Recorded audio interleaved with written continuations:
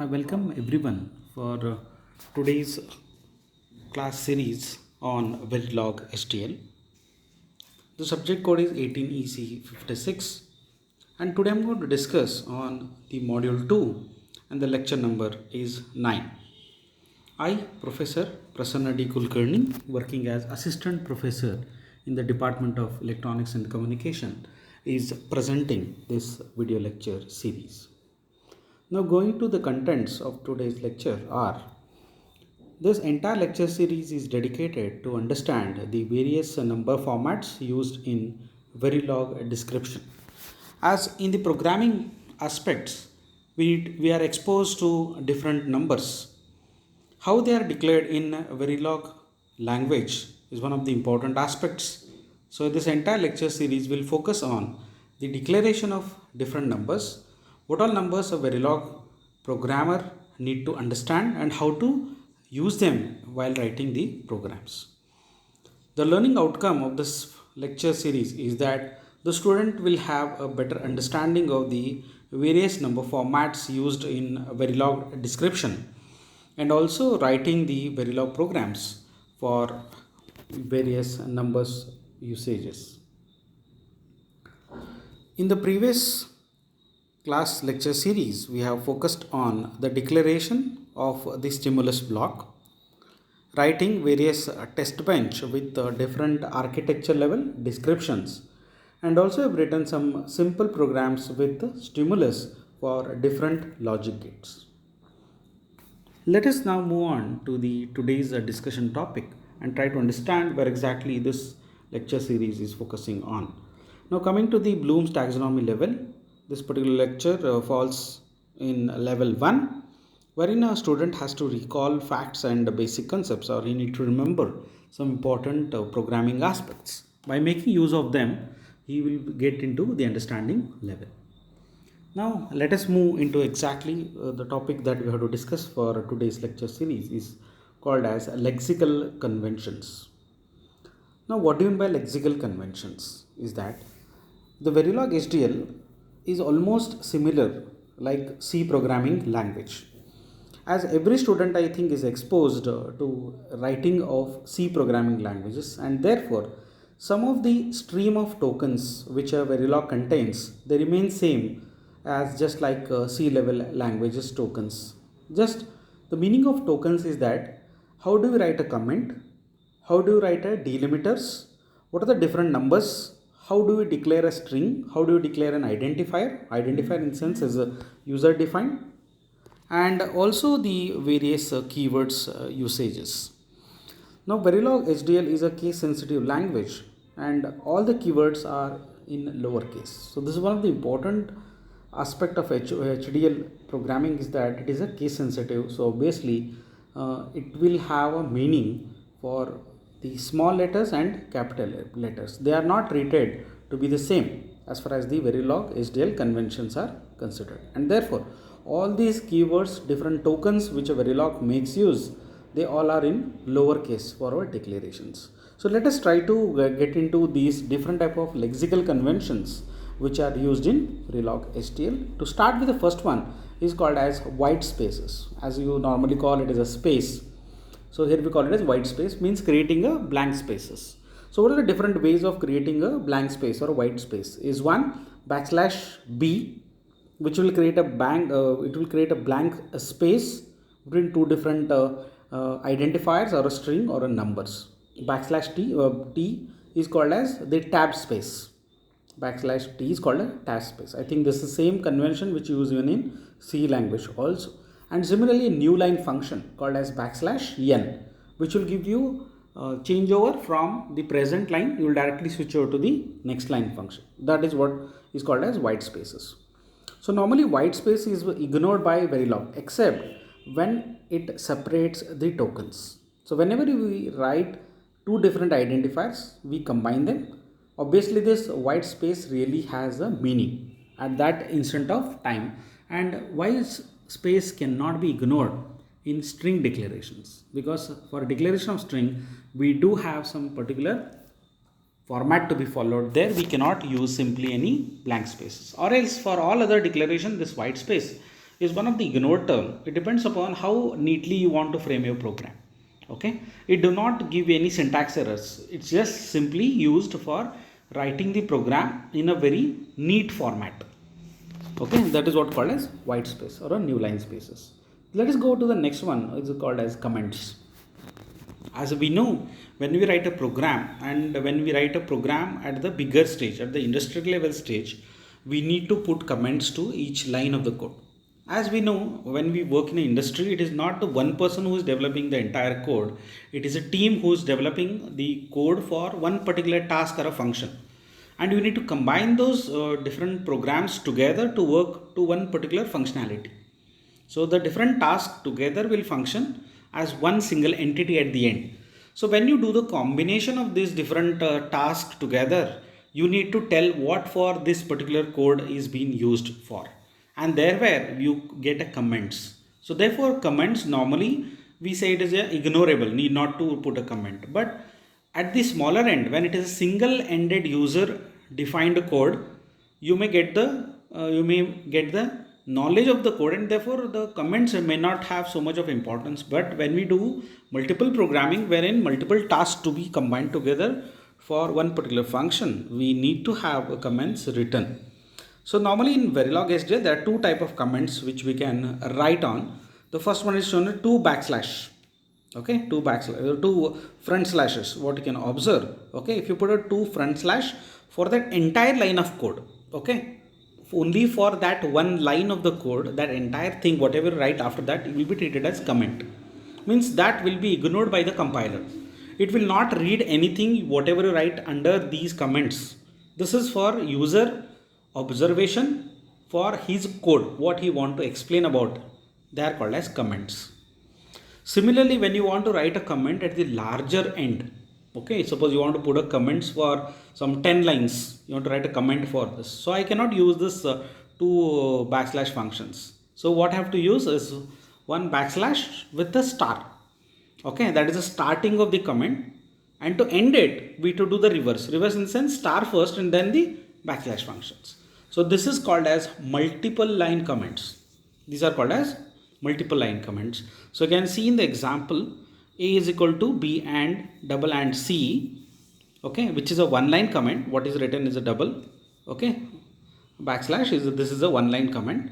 And when you want to put a very bigger one, okay, like for example the second line, this is a multiple line comment.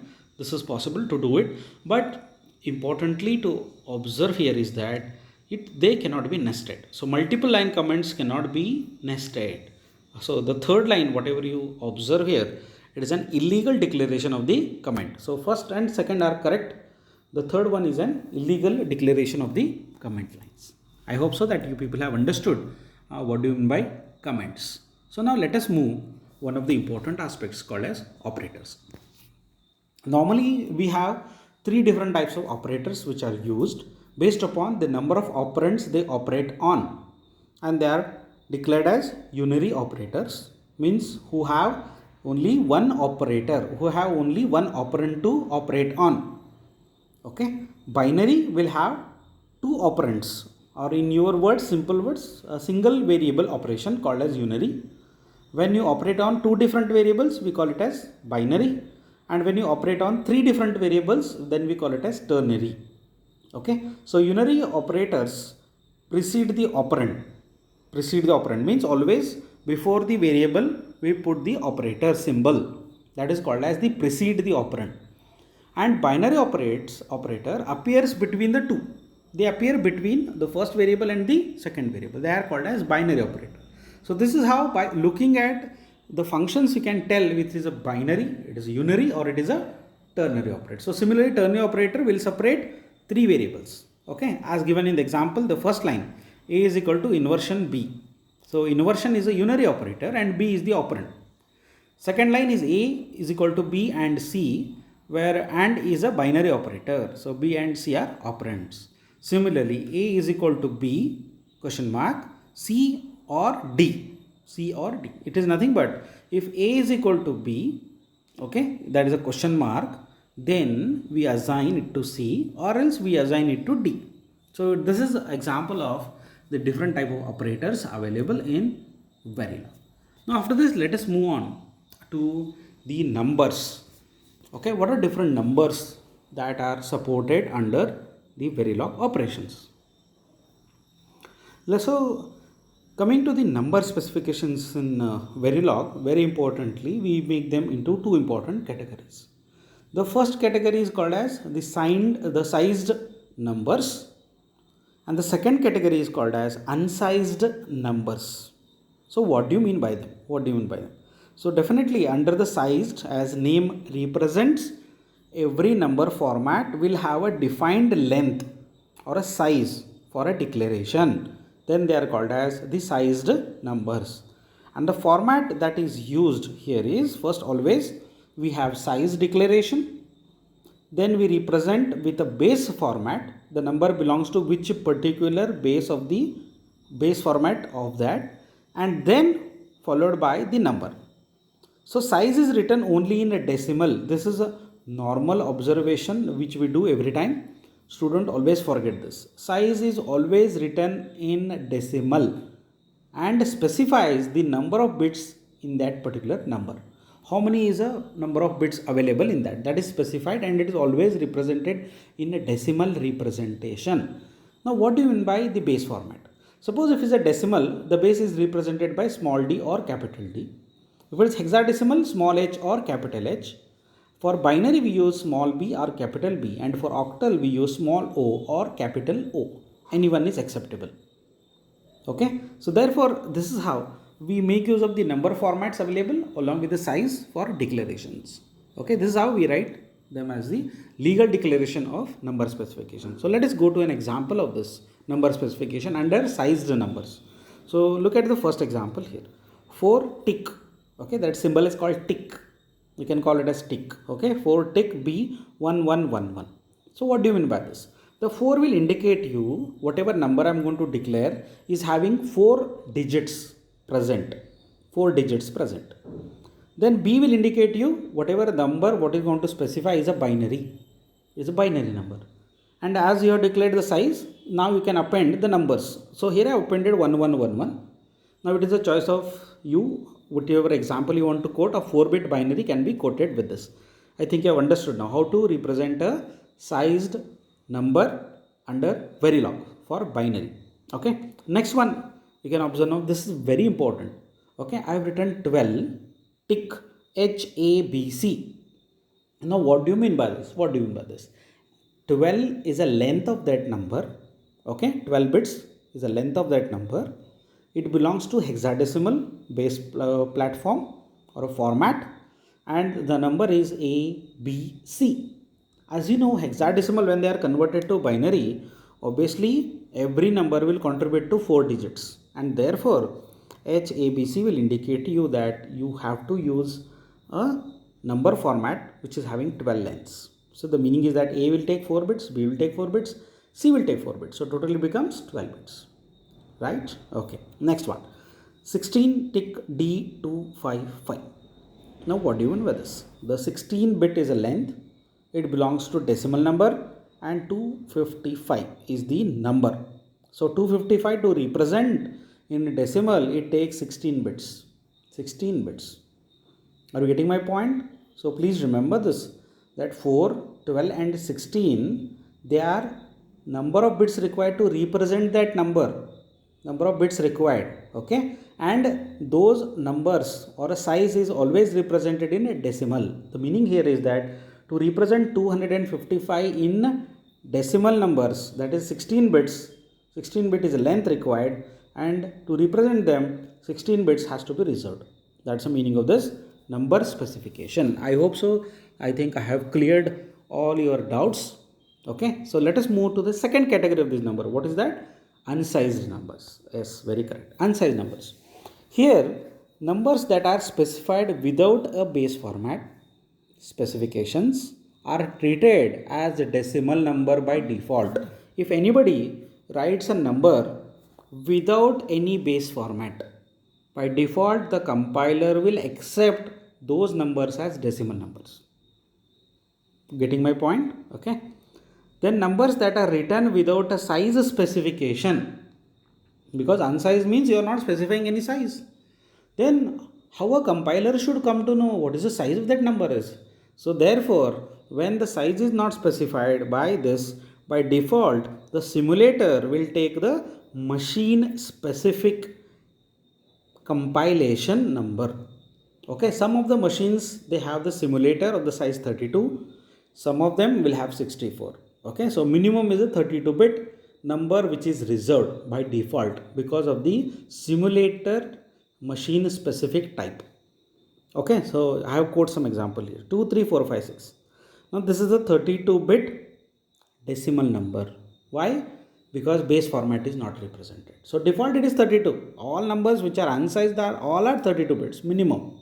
Okay, and if you don't specify any base format,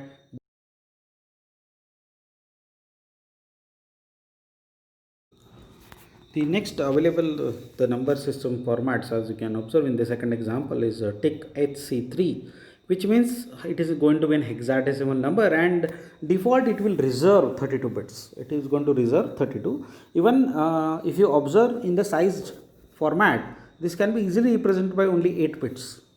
But because we are using unsized numbers, default it will go for 32-bit length, and only two numbers, okay, will be written, and the remaining bits which will be empty or they will be written with 0.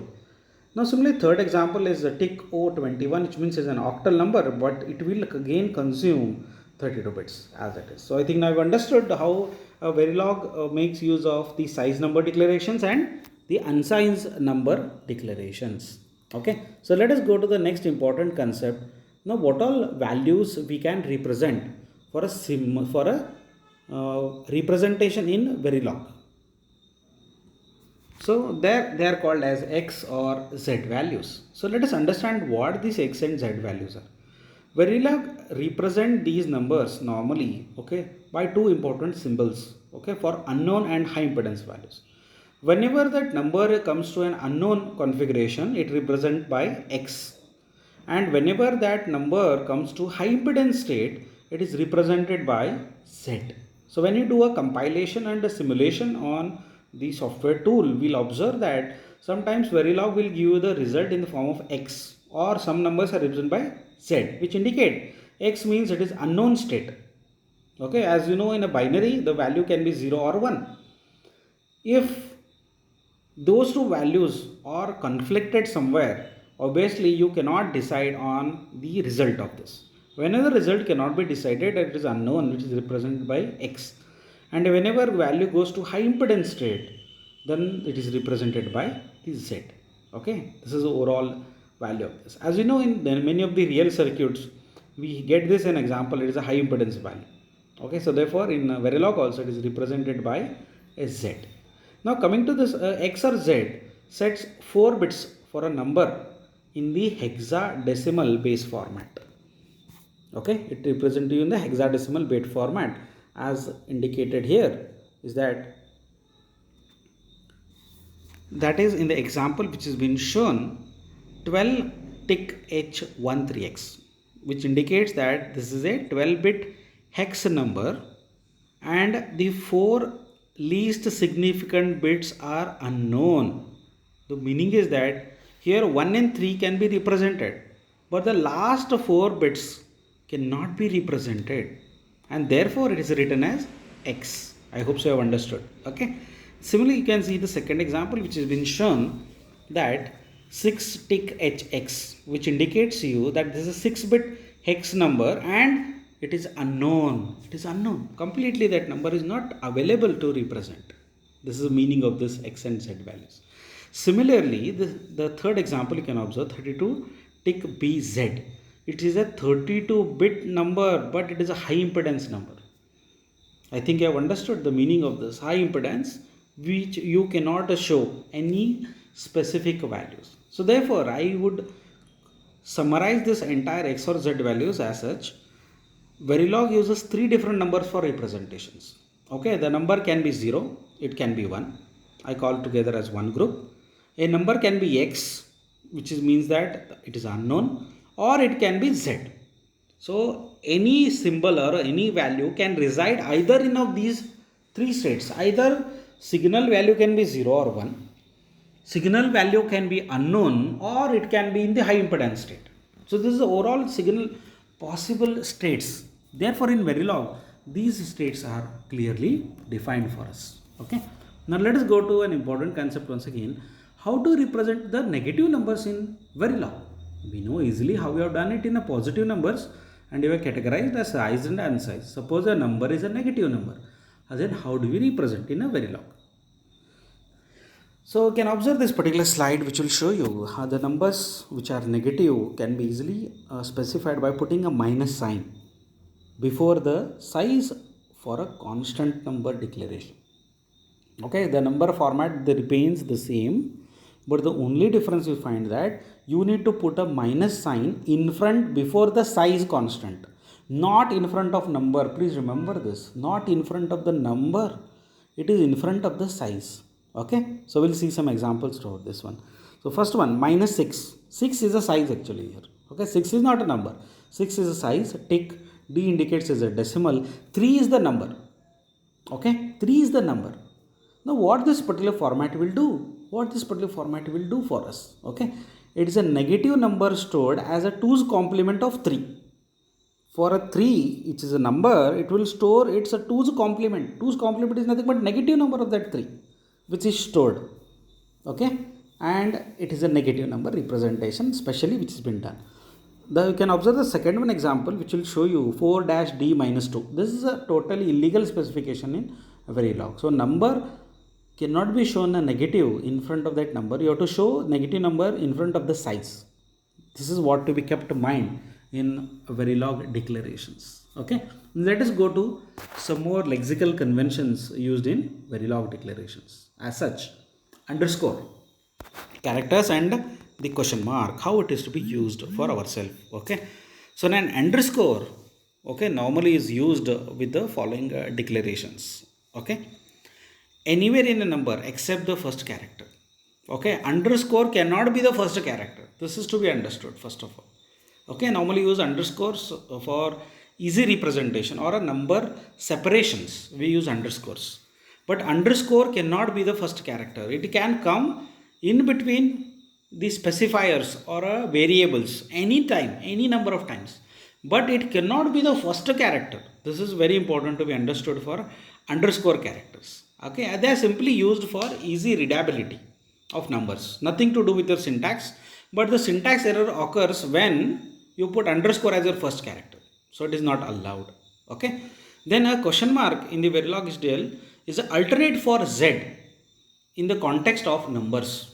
So sometimes in the number representation of simulation you can observe instead of Z you get a question mark there. The question mark also indicates is a representation of a high impedance state, especially for numbers, not for symbols, especially for number declarations. Okay, and the question mark is used to enhance the readability in the case x and case z statement. So in the coming classes we are going to discuss about some important conditional statements called as case x and case z. That time I am going to make use of this question mark, which is one of the useful task. Now suggesting some important examples for this are 12 tick b 1111 underscore 0000 underscore 1010. You can observe now easily I can separate. So 12 bits, you at the side you cannot remember this 12 bits. If you put an underscore you can easily read and understand those numbers. That is why the underscores are used, and importantly first character cannot be underscore. Okay, now second one 4-b10 question mark question mark. What do you mean by this? It is a representation of 4-b10zz. Both are one and the same because we are representing a number. Only for number declaration question mark is equivalent to high impedance state. Mark these things. Okay, are you all getting this? Important observations what I am doing? Okay, right. Next one. So we are going through this lexical convention one after the other. Next one called as strings. A string is a sequence of characters that are enclosed by double quotes.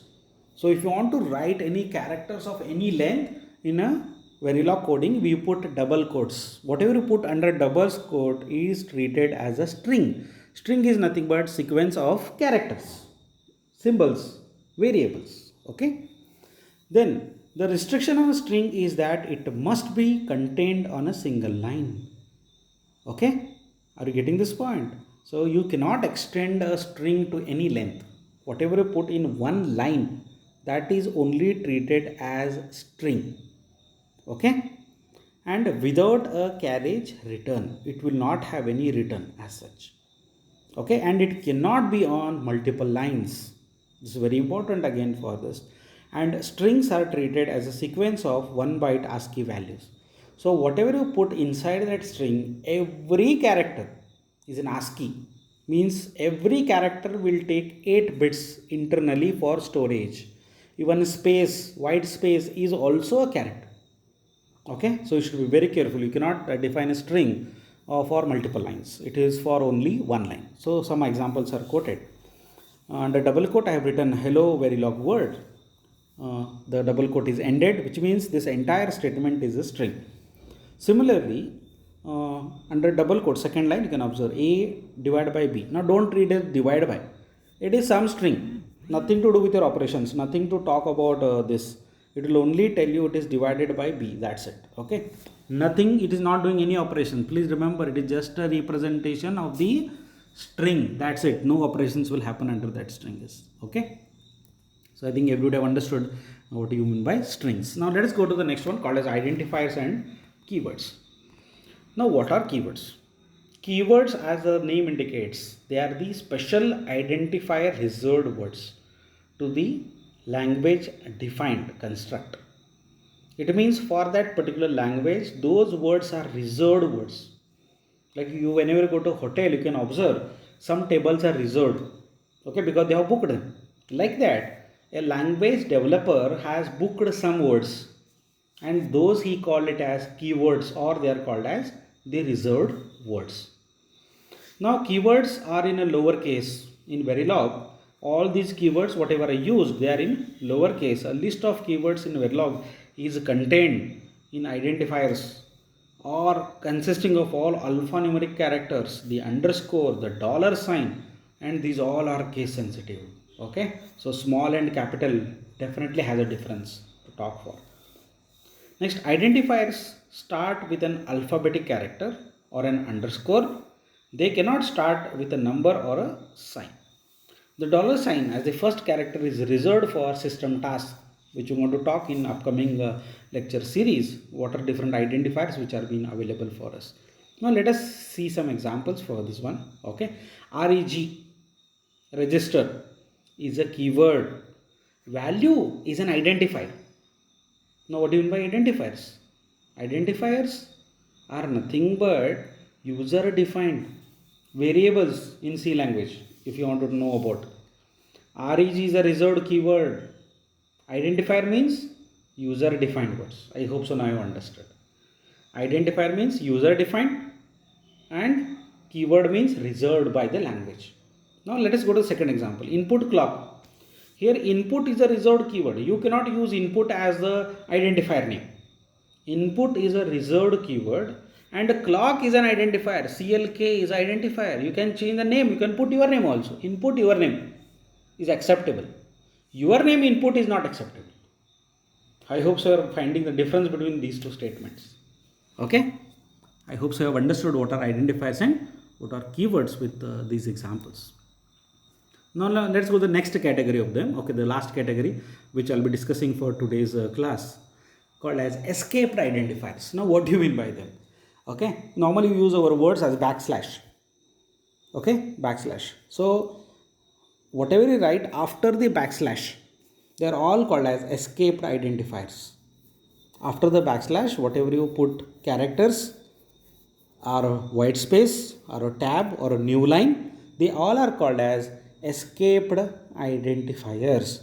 All characters between backslash and white space are processed literally, and any printable ASCII character can be included in escaped identifier.